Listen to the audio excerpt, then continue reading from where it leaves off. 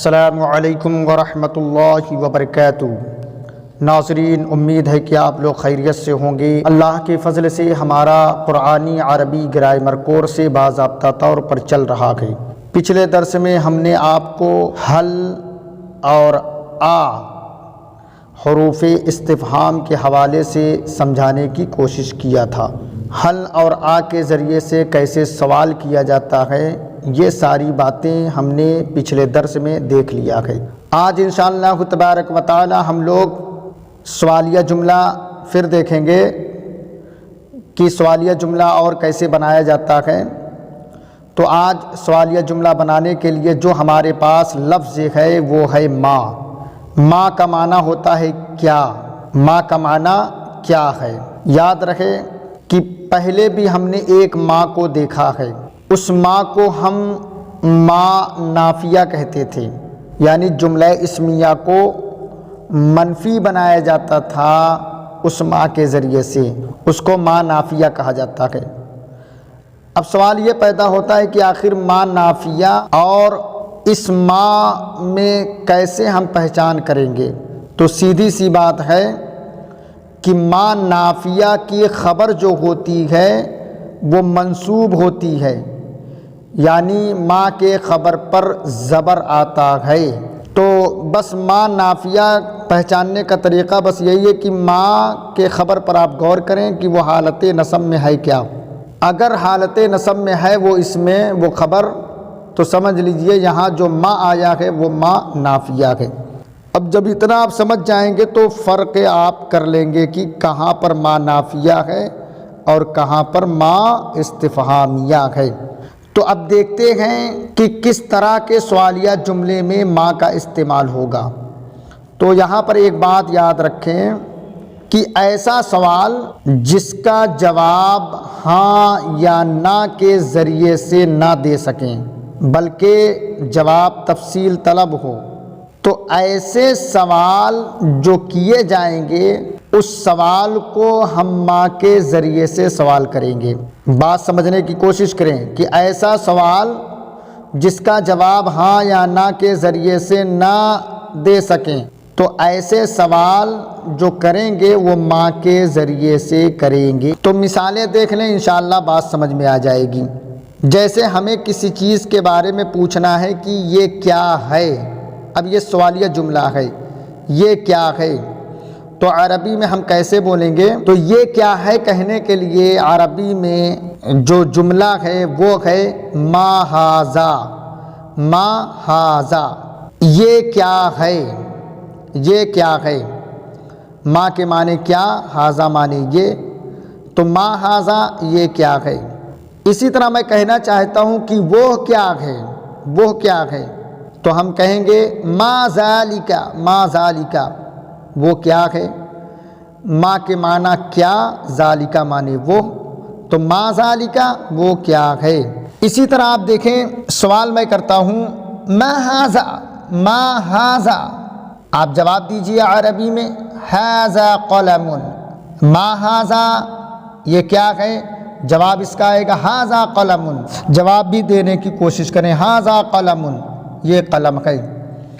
میں کہتا ہوں ما ھذانی، ما ھذانی، یہ دونوں کیا ہیں۔ ما ھذانی، ھذان تثنیہ کا لفظ ہے۔ ما ھذانی یہ دونوں کیا ہیں۔ عربی میں آپ جواب دیجئے ھذانی قلمانی، ھذانی قلمانی، یہ دونوں قلم ہیں۔ ما ذالک وہ کیا ہے، آپ جواب دیجئے ذالک باب، ذالک باب وہ دروازہ ہے۔ ما تلک وہ کیا ہے۔ آپ کو معلوم ہے کہ تلک جو ہے مؤنث کے لیے آتا ہے، مؤنث کی طرف اشارہ کرنے کے لیے، تو ما تلک وہ کیا ہے۔ اب یہاں پر اس کا مطلب کہ میں مؤنث کی طرف اشارہ کر رہا ہوں۔ ما تلک وہ کیا ہے، جواب دیجئے تلک مروحۃ، تلک مروحۃ وہ پنکھا ہے۔ ما تلک بیمینک وہ تیرے داہنے ہاتھ میں کیا ہے۔ ما تلک بیمینک وہ تیرے داہنے ہاتھ میں کیا ہے۔ اسی طرح آپ دیکھیے جیسے کسی کا نام پوچھنا ہے کہ آپ کا نام کیا ہے، تو ہم اسی ماں کے ذریعے سے پوچھیں گے، سمجھ رہے ہیں۔ مثال کے طور پر میں عربی میں نام پوچھ رہا ہوں آپ کا، میں کہتا ہوں ما اسمکا، ما اسمکا، آپ کا نام کیا ہے، ما اسمکا، آپ کا نام کیا ہے۔ اسی طرح یہ تو مذکر سے پوچھنے کے لیے ہے ما اسمکا، ہمیں مؤنث سے پوچھنا ہے، فیمیل سے اس کا نام پوچھنا ہے، تو ہم کہیں گے ما اسمکی، ما اسمکی، آپ کا نام کیا ہے۔ تو پھر سے میں پوچھتا ہوں آپ کا نام، ما اسمکا، آپ کا نام کیا ہے، آپ جواب دیجئے اسمی محمد فرحان، اسمی محمد فرحان، پہلے اسمی کہیے پھر اس کے بعد اپنا نام لیجئے، اسمی میرا نام محمد فرحان، محمد فرحان ہے، اسمی محمد فرحان، میرا نام محمد فرحان ہے۔ اچھا، یہاں پر ایک خاص بات یاد رکھیں کہ ما مانے کیا، اسمن مانے نام، اور کا مانے تیرا، تیری، تیرے۔ تو آپ کا نام کیا ہے، اس کا معنی بنا۔ یہ اسمن میں جو الف ہے دوستو، اسمن، یہ سین سے پہلے جو الف دکھ رہا ہے، یہ الف جو ہے حمزۃ الوصل ہے، سمجھ رہے ہیں۔ حمزۃ الوصل کا مطلب یہ ہوتا ہے کہ وہ لکھنے میں تو آتا ہے مگر اس سے پہلے کوئی لفظ ہو تو پھر وہ الف پڑھنے میں نہیں آتا، الف چھوڑ دیا جاتا ہے۔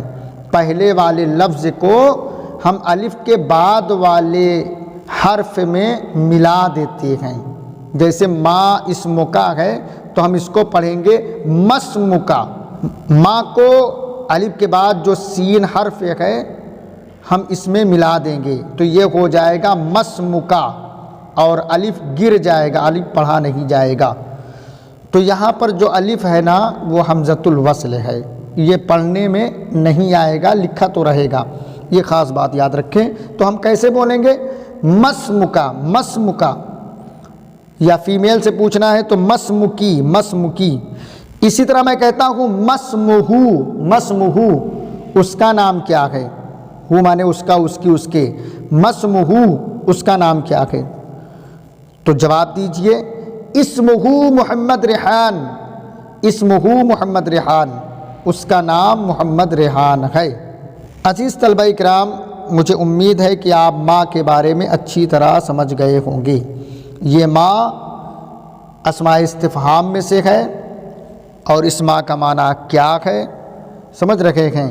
اس ماں کو ایسے سوالیہ جملے میں استعمال کریں گے کہ جس کا جواب ہاں یا نہ کے ذریعے سے نہ دے سکیں، بلکہ تفصیل طلب ہو جواب۔ تو بہرحال اس ویڈیو کو بار بار سنیں اور مجھے دعاؤں سے نوازیں۔ ویڈیو اچھی لگے تو لائک سبسکرائب ضرور کیجئے دوستو، اور ساتھ ہی ساتھ آپ سے گزارش ہے کہ جو لوگ نئے سننے والے ہیں میری ویڈیو کو، وہ قرآنی عربی گرامر کورس کی 1 نمبر ویڈیو سے پوری ویڈیو سنیں، انشاءاللہ کافی فائدہ ہونے والا ہے آپ کا۔ قرآن پاک بہت جلد آپ کافی حد تک سمجھنے والے ہیں، اور ساتھ ہی ساتھ منہاج العربیہ حصہ اول، منہاج العربیہ حصہ دوم کی بھی ویڈیو سنیں، سمجھ رکھے ہیں۔ السلام علیکم ورحمۃ اللہ وبرکاتہ۔